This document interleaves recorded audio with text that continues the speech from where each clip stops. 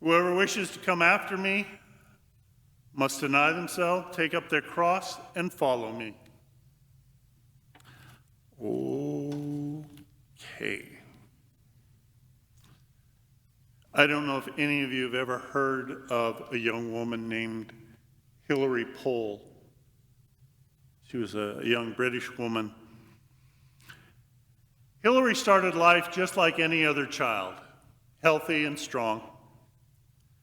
She grew up to be very good at games and dancing. She became a PE and dance teacher. Then, quite suddenly, a terrible disease struck.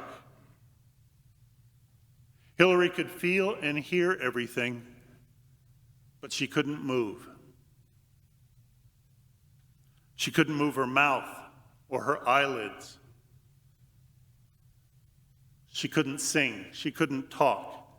She couldn't make a sound. Because she couldn't chew or eat, she was fed through tubes and kept alive with a breathing machine. The only thing that she could move was the big toe of her right foot.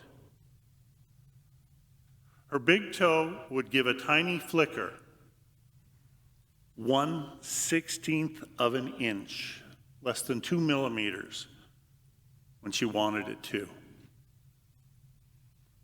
The only other thing Hilary could do was hear. But Hilary didn't just give up and die.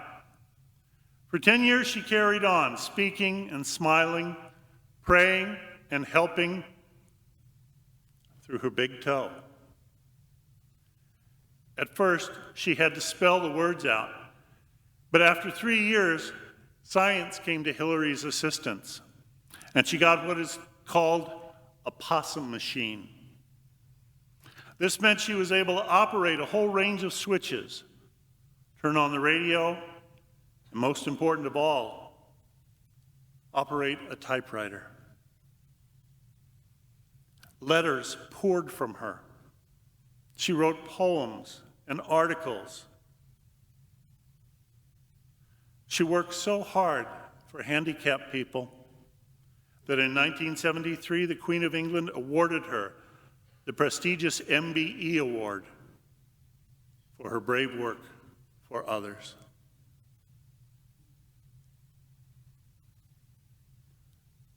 So we're supposed to take up our cross.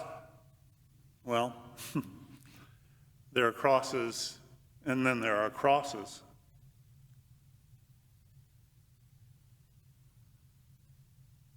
We all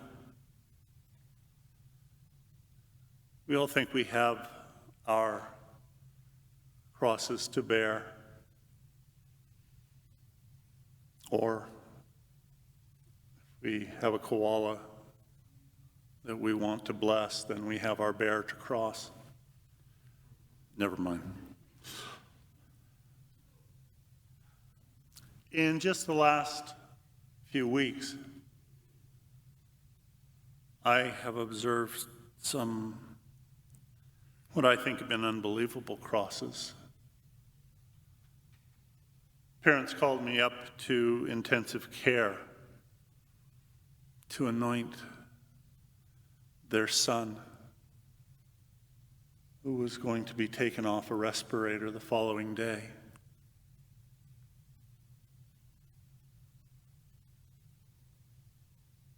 A man who asked me to go to a care facility and anoint his wife, who was slipping into a coma.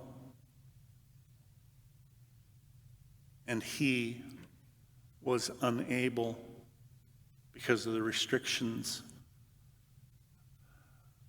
of the institution, he was unable to be with her, to talk to her, to sit with her as she was dying. Those are some big crosses. We think, we look at some of the huge crosses of other people, I don't know how they can do that. I just don't think I could possibly ever do something like that. And yet it's amazing what love allows us to do. But I think most of us kind of pride ourselves that, well, if it was a medium-sized cross, I can handle that. I can take it up on Jesus' behalf and follow him.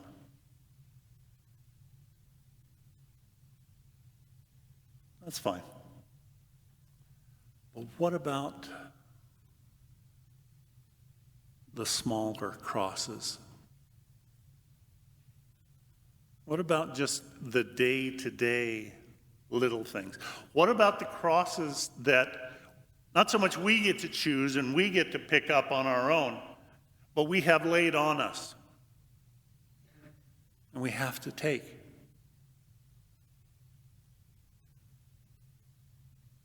Those crosses sometimes we have a little bit more difficulty with because we don't tend to look at them as crosses. That's not real suffering. You want to carry your cross with Jesus or for Jesus, you got to go through agony like he did. Yeah.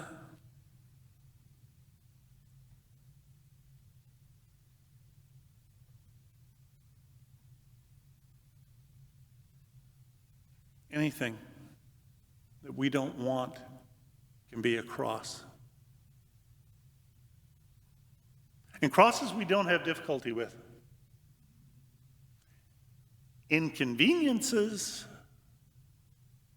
we have lots of trouble with.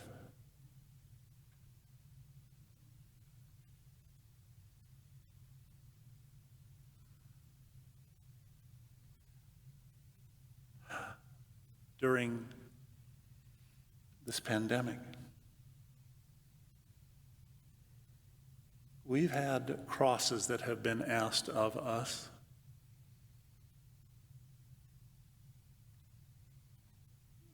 Something as simple as wearing a mask when we're in public or when we come to church. Something as simple as keeping 6 feet. Something as simple as not being able to go to the movies, having our sporting events canceled.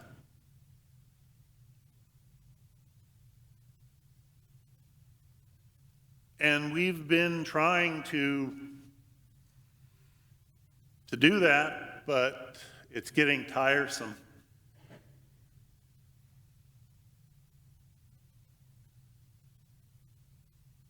I want things to be back the way they were. I don't want to have to put up with this inconvenience.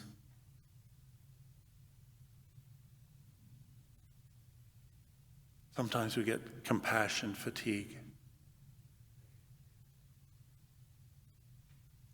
So how do we take up and carry these crosses, the big ones or the little ones?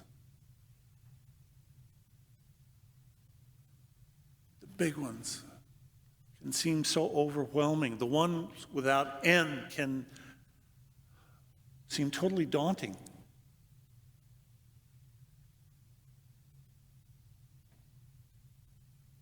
I don't think I could take up my cross for that whole thing. How do we do it?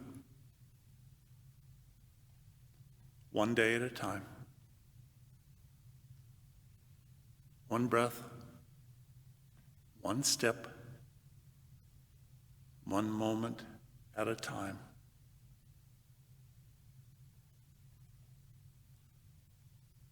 Some might say, oh, that's Zen. That's Buddhism. No, it's Christ. Take up your cross today. Make the decision to make a loving sacrifice of yourself today, this moment. Let tomorrow take care of itself. Can you take up your cross today? How do we make that decision?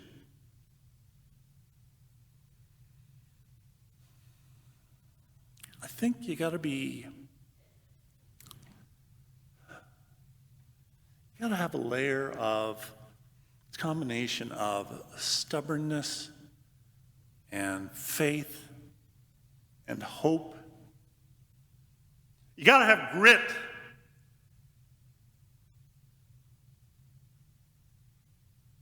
I learned this week that the Basque word for grit is gogora. And gogora is a word that this year St. Ignatius School is embracing as their reminder, as their goal. They are going to strive to have grit, gogora, so that each day they will remember to have the courage, to have the love, to accept and deal with things as they are, even if they're not the way that they want things to be.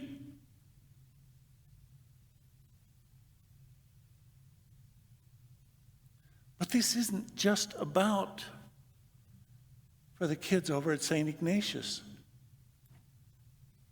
We all have to be people of gogora.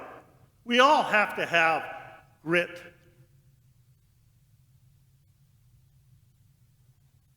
That's part of our faith.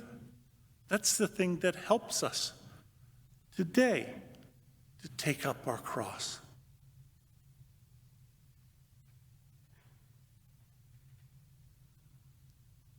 Those with grit decide to embrace the cross today, now, big or small,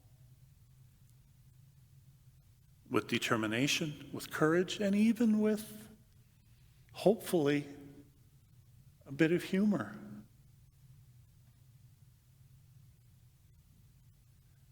Because we are seeing nowadays in our society those who have grit and are willing to take up their cross, and those who don't seem to have a determination. And it's amazing to me that those people who have grit are the ones who don't seem to have an abrasive personality. And those with the abrasive personalities don't really have much grit. They get focused just on themselves.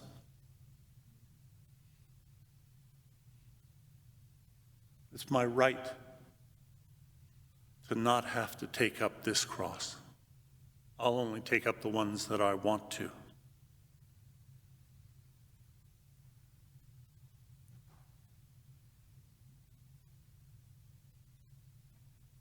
So,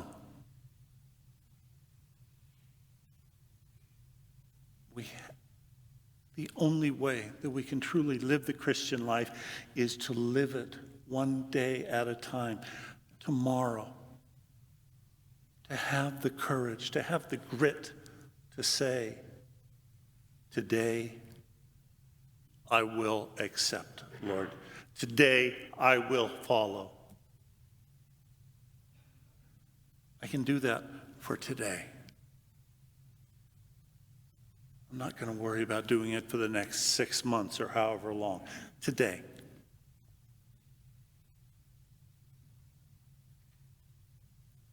And then after tomorrow, the next day comes, and that will be today. And with grit, I will choose again.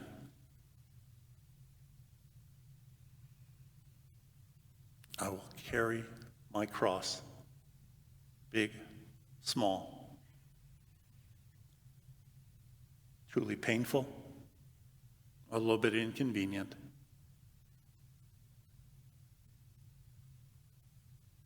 I will pick it up, carry it, and follow Christ.